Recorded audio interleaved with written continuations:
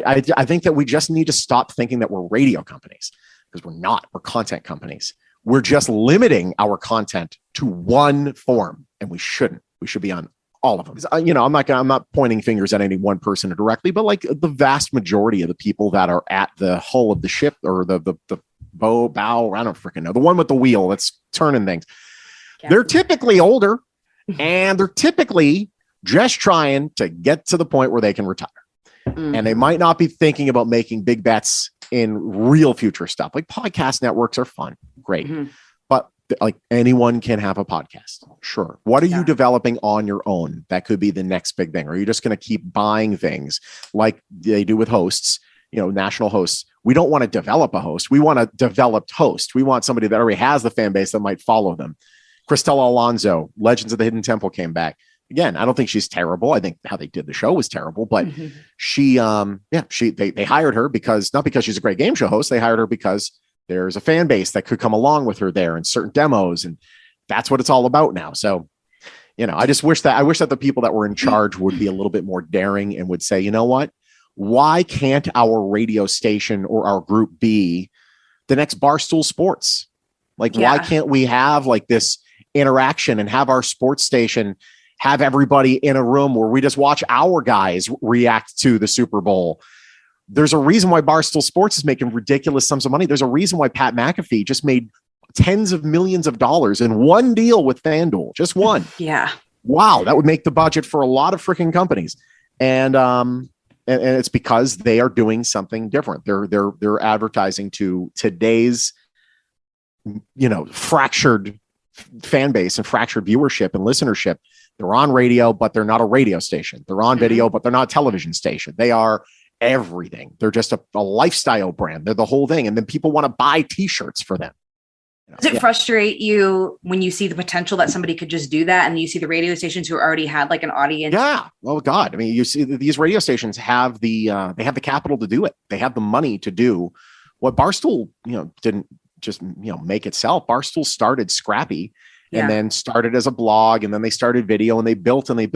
They had to do that way because they didn't have the seed money that a lot of these companies have. We're spending all this money on other things, but we're not creating anything. At this point, there's no reason why any group, especially if you have like a really successful sports station or a really successful just stations in general, to just say, you know what, listen, we know this is a radio company. We know that we have a radio station, and that is a big spoke of what we do, but we are more than that. And here's what we want to do. What we want to do is create something where people want to follow us. People want to hear our opinions throughout the day. People want to, rather than just watch the game, they want to watch you watch the game, because you're a part of their day, not just 4 hours a day, but you're a part of their day at other points. You're popping up all over the place. That's exactly what Barstool did. Think they're sexist or not, whatever the case, their model is smart. Their model is all encompassing. And they, the podcasts that do well for them stick around, and the podcasts that don't.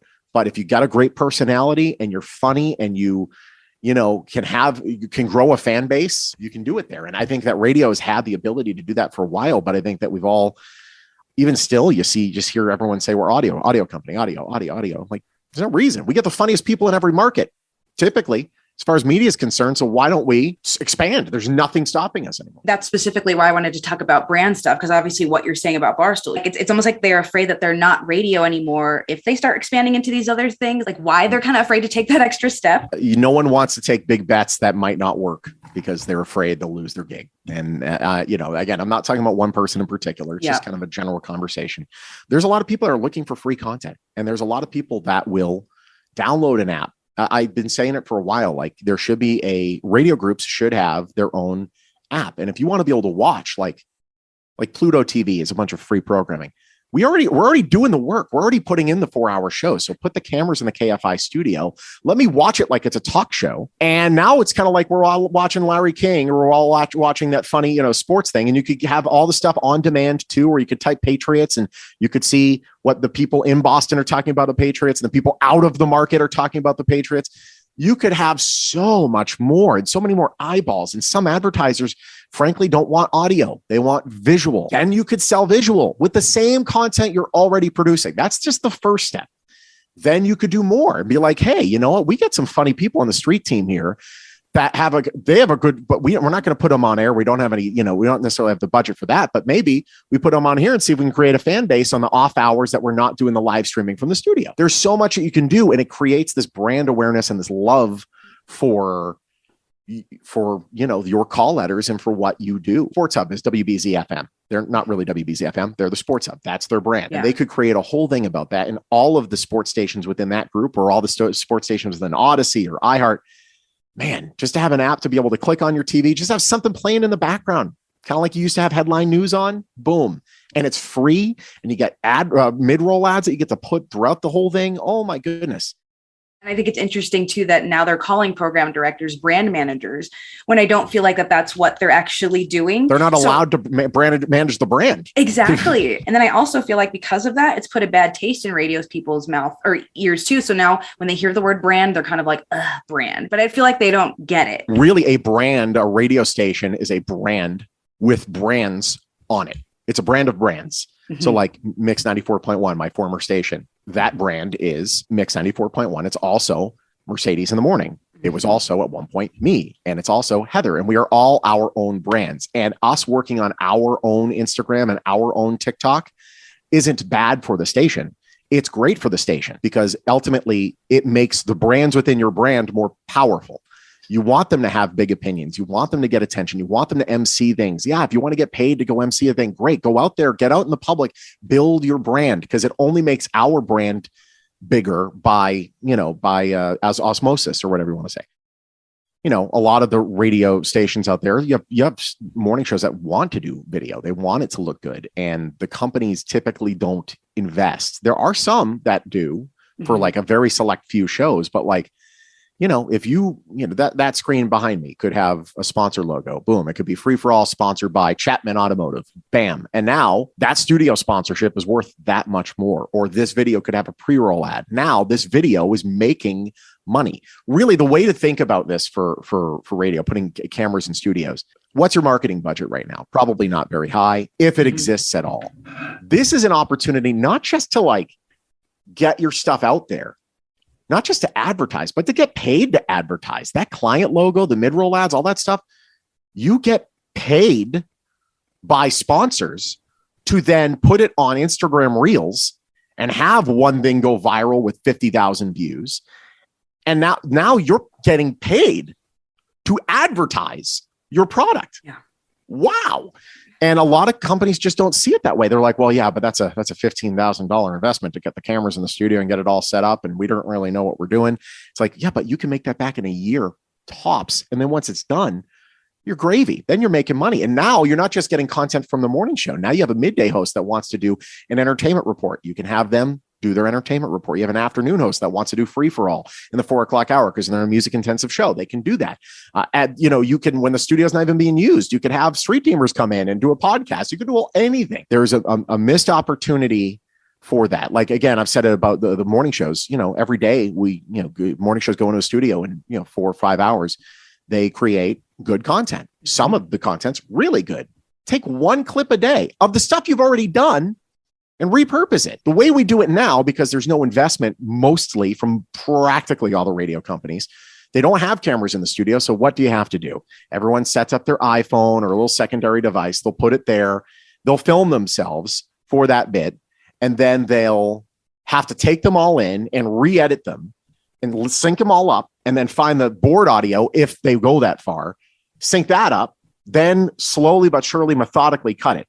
My investment was $15,000. Now the cameras have gone down in price, where it could be like $10,000, $11,000 to get a system in your thing where you can record the show. It will auto switch. And then the ability to take that 16:9 wide angle thing like this to a 9:16 for Instagram Reels that can go out to everybody, and TikTok as well. It take you 5 minutes to just take that clip, in point, out point, automatically cut where everything is, automatically center where everything is, and boom, your video's done. And now you can spit that out to society. And yeah, your station might have 10,000 followers on Instagram, but that reel might get 80,000 followers or 80,000 views because it's being seen by way more people. And ultimately the way that digital is, and now that advertisers realize that we don't have to go off of what this number says from Nielsen, they want to go off of the actual hard evidence of, you know, the Google Analytics of who came in and what their demo was, and, you know, how old they are, how much they make. And it's a lot more clear digitally. So we need to start thinking, how do we pivot in that way? We can do what we do and make sure that we're thinking not radio first, but we're thinking content first and what will look good across all of the platforms we're going to pop this out to. If you don't invest, it makes it harder to do, not easier. Who would you see being that, I guess, the person that would be in charge of that, you know, going to grab the video? Would it just be like the morning show producer, or just like is it something easy enough that the jock can do it? Ultimately, here's the deal. We know we have a lot of young talent in the industry. And we have a lot of talent that's probably making really good money. That's probably in a really, you know, high throne. They probably don't want to do much else than what they do. And frankly, they've been at it long enough where they can demand that. Mm-hmm. There is a generation behind them that's ready to go. So I think if you are if you're in a position to hire somebody, you should be hiring somebody that's not saying foreign out the door. The ones that's saying, I want to do the video thing. I love this. I love the fact that you've invested in this. Absolutely. Or the producer or the co-host or a dedicated videographer for the cluster. Mm-hmm. Like, you could have something for everyone there. Everyone should know how to do it, and everyone should want to do it and know what the mission is, and know that this video is not just to get the advertiser out there so the station can make money. It's to get that funny ass bit that we did on the show today out to as many people as possible. So we catch a couple of those Vegas people, and that last couple seconds of the reel says, hey, listen, you know, to this station on the Odyssey app or on the iHeart app or on your radio. They might the next day. You know, I've been doing it with Free For All, and I've been seeing constant, slow but steady growth on Free For All video, on Free For All followers. But like, I've had viewers that have flat out said, we are here because we saw you on YouTube, or we're here because we saw you on another person's Twitch show, or we're here because we saw you on this. It isn't an opportunity. Every time that you post something, put something out, it's an opportunity to get more people to sample what you do, because PPM is important. That's how we get bonused, but it's less and less important by the day. And what we just need is an audience, period. Like, it's like the ratings for Saturday Night Live. It's not about the ratings anymore. It's about the ratings. It's about the views on YouTube. It's about the social clicks. It's about how, you know, are you trending? That's the freaking money now. It's tough because then, like, how do you do local when it's such a national and international thing? I don't know. That I don't know the answer to. You know, the Free For All, how you had the sponsorship from the car dealership. And I know that was through the station and everything, but that was through the station. Yeah. Eventually, though, if it started growing, like, you know, and you had this big fan base in Las Vegas, you know, again, a lot of people were showing up to those remotes because of the Free For All, not necessarily the station. We'd have a half dozen to a dozen people from Free For All show up to remotes that, if it wasn't for Free For All, no one was showing. We all do those car remotes where there's two people that show. If you're lucky, and that's the talent and the freaking the tech. But you know, but like, we've sold. So for our show, we actually just sold another one. Just took the keys yesterday, and today I'm going to meet with him and I'm going to take a picture and hand the keys to him, because I've done it for everybody. But we've sold 4 cars from this show, directly viewers of our shows. And like, we have the ability, people literally, they can know that they can just cash in this Chapman jingle to play at any time. At the most, you know, dramatic point during the show, I'll just hit it where everyone's hoping, like, we're all waiting on bated breath. Are they going to win the $1 million dong? Are they going to do that? But I'll hit the promo. Like, people actually ask for us to play the ad. If it doesn't have to be a 60, it doesn't have to be, it could be sales integration. You can make it fun. You can make it different. We've sold 4 cars. Tell me how many remotes have sold 4 cars in a year. That's one of my favorite examples to use. I've actually emailed that example to a few people of you know, I think when you guys rated Kyle, and Kyle singing the jingle and everything like that, and just knows it. You know where you can get a great truck? Chapman. Trucktoberfest. No. There's a place where you can get a great deal right now on all sorts of trucks that you want to go to. It's is right. It a Chrysler Dodge dealership? It is a Chrysler Dodge dealership. And Ram. I'm talking about Chapman Dodge right off of West Sahara. Hey, he's not from here. That's good. Chapman Dodge, Texas. and Ram. Come and get yourself a great deal. Come and see us at Chapman. I knew there was more. There it is. And for people that don't watch the show or know this, I think we've talked about it a couple times on the podcast. For those that don't know Twitch, you know, like, that's basically what it is. It's the jingle from the car dealership, which I think everybody in every market knows one, you know, in their market.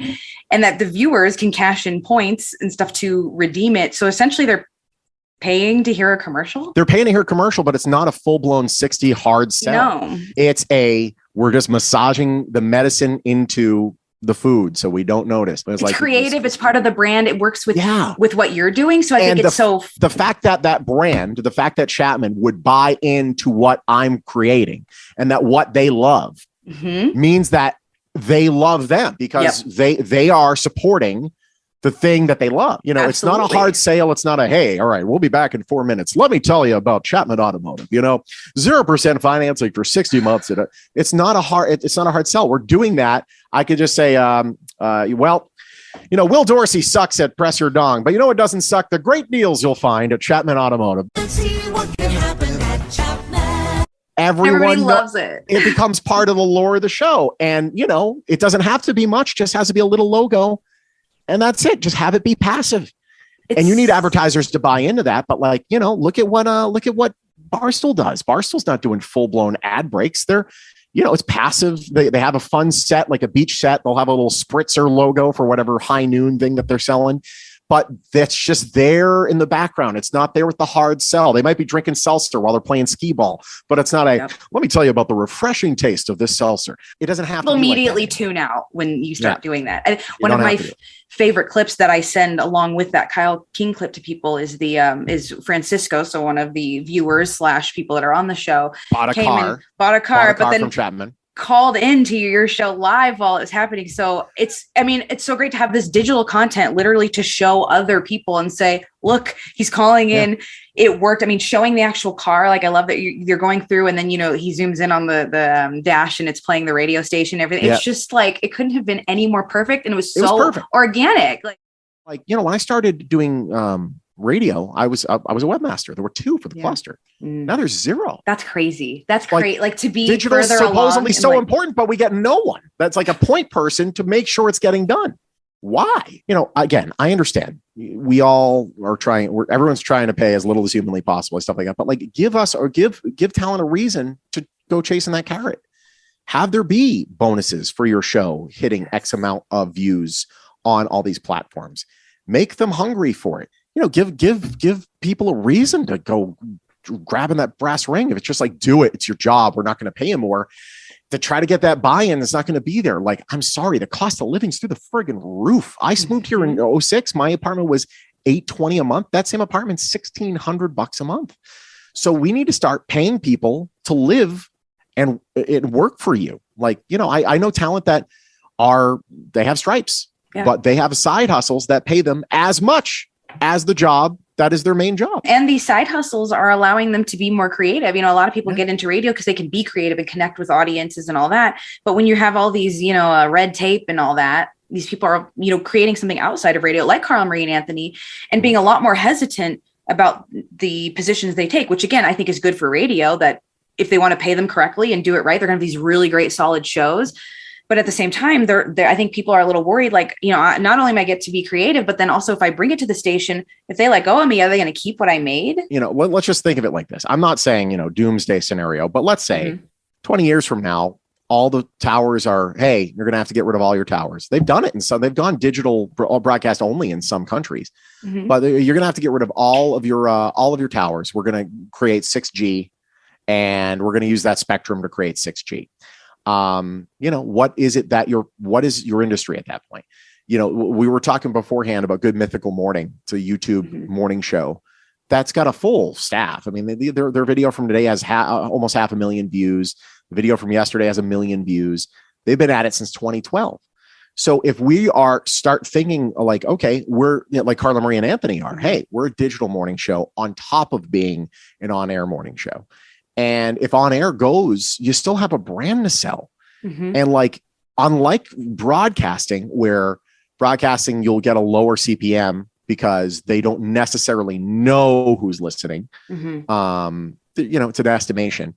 They'll pay you far more on podcasts. They'll pay you far more on digital because they know who is watching. They know. Yeah. So if you're able to get some of the people that are, in your car, you can sample us this way. But when you're at the house, put it on the TV, or you're at work, put us in that little corner right there. You can watch the same product, like Sports Hub in Boston, EEI in Boston, Fan, KFI, 1010 Wins. Nothing stopping 1010 Wins from being a television network. Nothing stopping it. Zero. Oh my God. Yes. Just edit video instead of audio. You don't really have to do much there.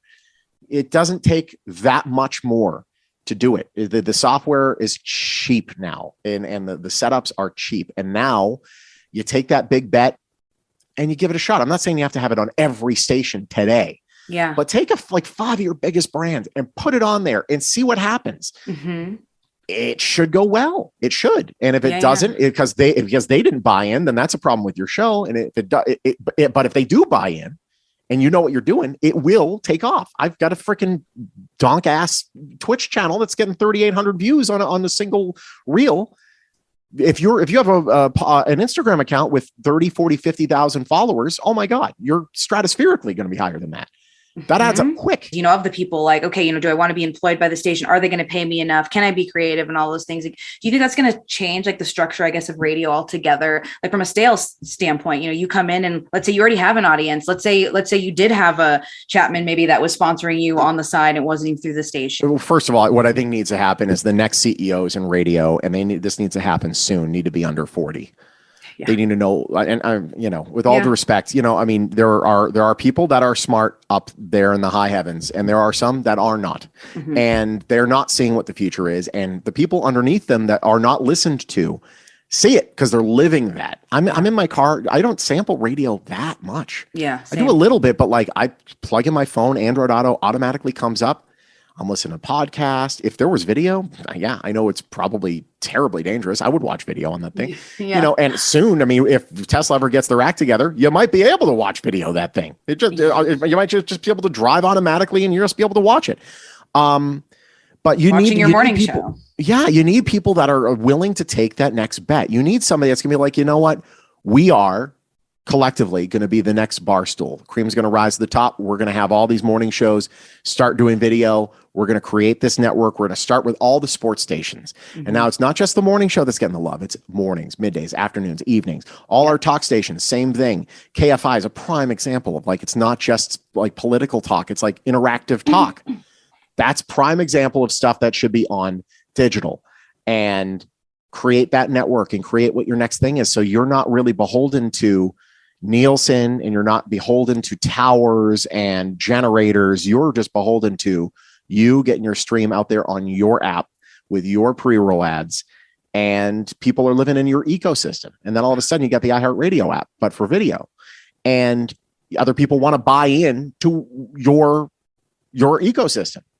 There's got to be a company that does it. There's just so much content that goes withers because it does not get to see its full potential. Do you see any of the companies currently being able to do it, or do you think it would have to be somebody kind of creating a whole new kind of radio company? Every company today is capable of doing it. Do you think they actually will? If there were 10 of them, I would say 1, maybe 2 will try something like this.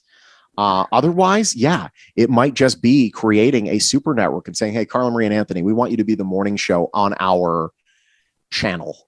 Yep. And like you'd create a 25 to 34 channel for like targeted people, but towards women. And then you'd have Carla Marie and Anthony, and you have certain things for that. You have more of an alternative sort of like male 25 to 34, 25 to 44. You'd have a Kyle King on that show. And then you'd be able to kind of like create this network where like, you know what, we're going to give you a base salary.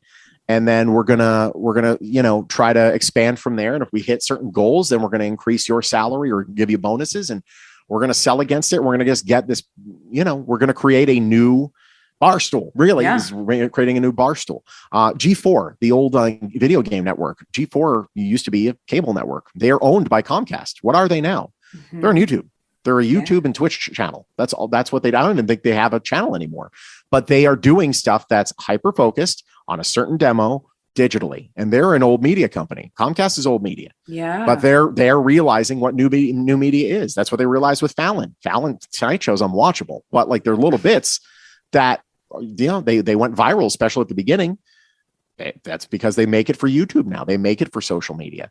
for some reason, the radio companies today are like, yeah, you guys need to do more social media. Okay, can we make it look good? Can we get a little setup here?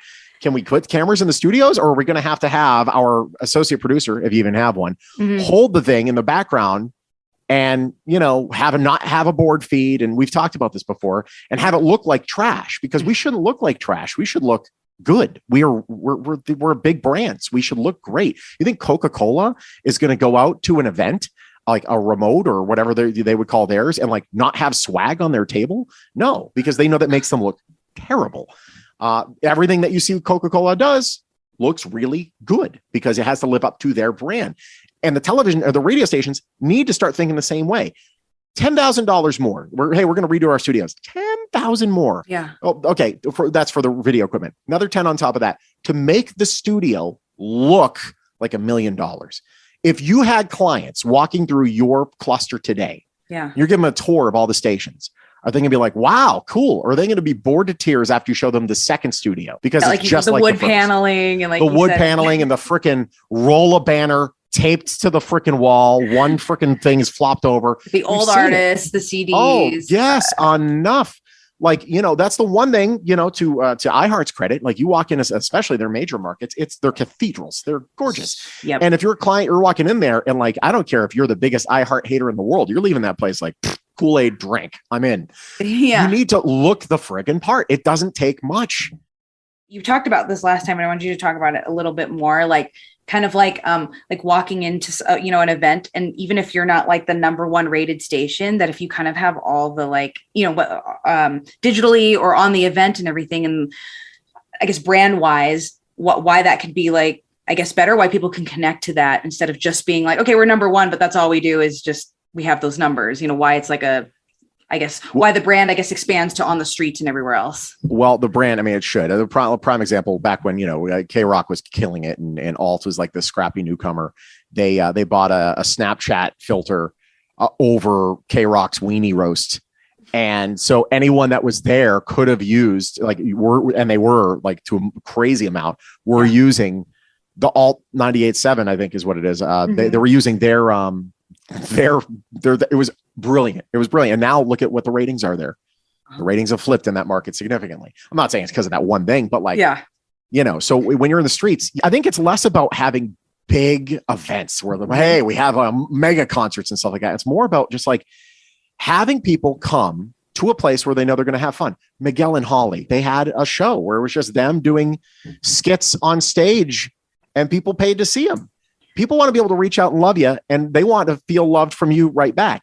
And when you're there, I want to be able to see like not roller banners. I want to be able to see like a gobo with your logo shining on the wall. I want to be able to see a nice animation on the screens around the bar. Like, just do something to make it feel like you're part of something special.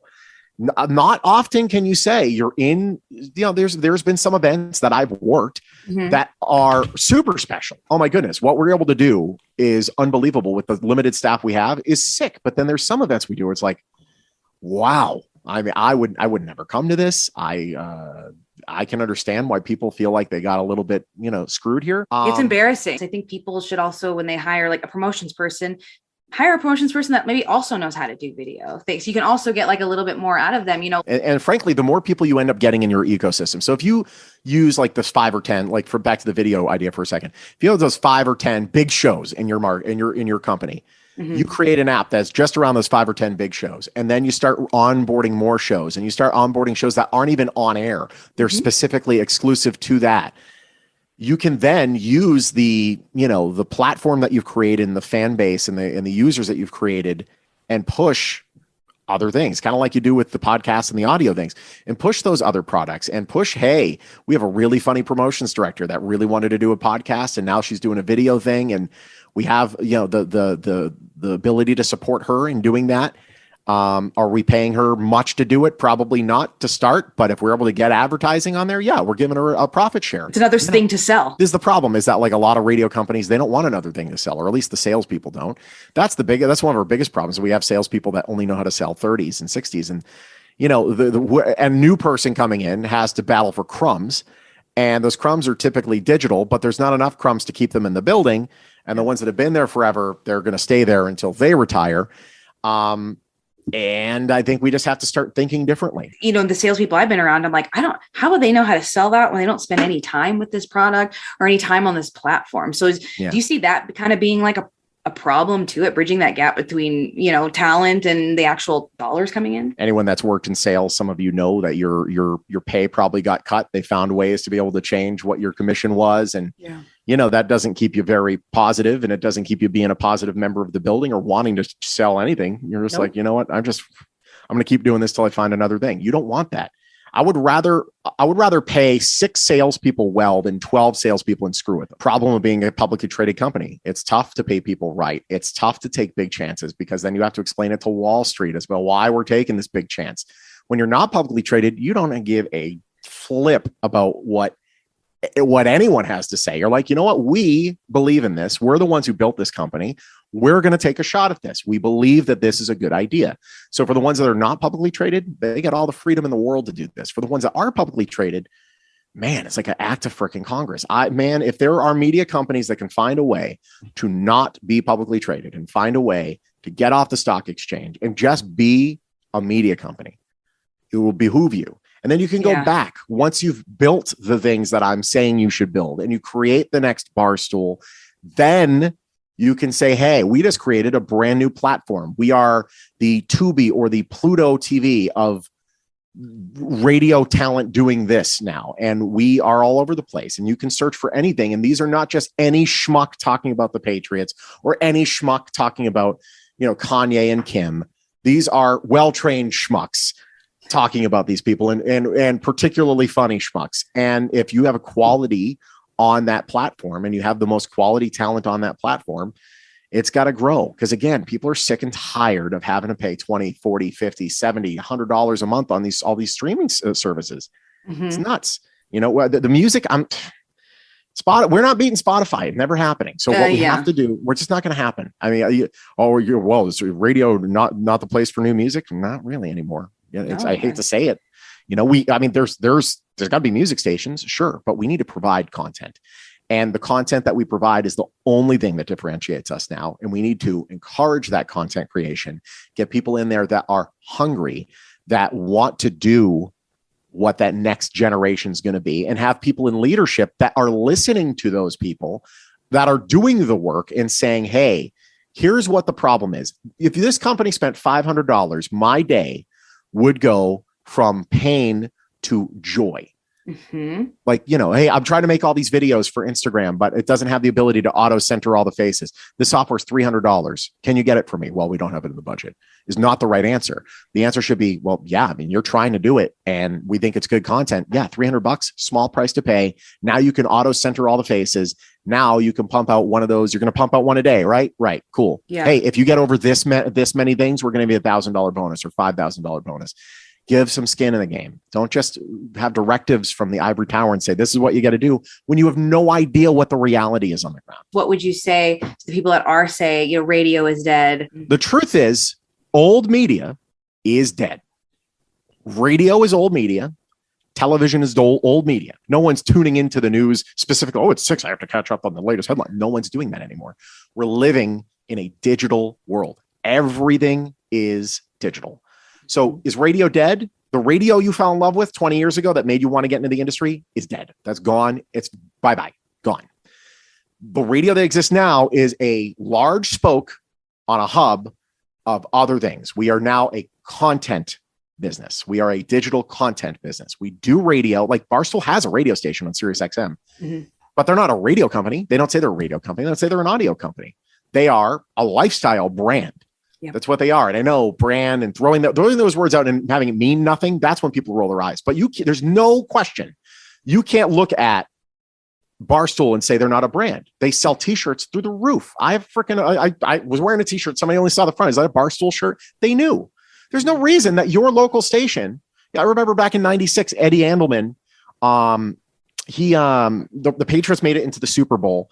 Eddie Andelman on EEI kept the one thing he kept saying was jambalaya, because there was going to be in New Orleans for the Super Bowl. Yeah. And that was the one thing that he would say. That's everyone was saying jambalaya because the Super Bowl. Wow. Sell a jambalaya shirt. Oh my God. There's those like there's a one brand of knockoff gimmick funny shirts that don't violate your local sports team's IP, but they get close and they're funny. Yeah. Sell the friggin' shirts. There's no reason you can't be that. There's no reason you can't be what is working now. Carla Marie and Anthony on a smaller level working. They have a merch store, for Christ's sake, and they have like inventory. So they're already printed. They're not like print as you go, and they're sell. And you see the shirts all over the place. They're proving it. Yeah. So you can do this stuff, like Mercedes in the morning here in town. She loves Pinot Noir. So, the station got a few shirts that said Pinot Noir. Sell them on the freaking site. Yeah, that's such a great example. Nick and Kristin that we talked about earlier too. On their, they have it's all about like the inside jokes that they have with their people. Mm-hmm. So they were selling sticker packs on their Twitch channel and selling out of them just because people and they're just inside jokes among the morning show. We all have got to realize that we are been hired by a radio company, but we are doing more than radio. So radio in its old form is dead.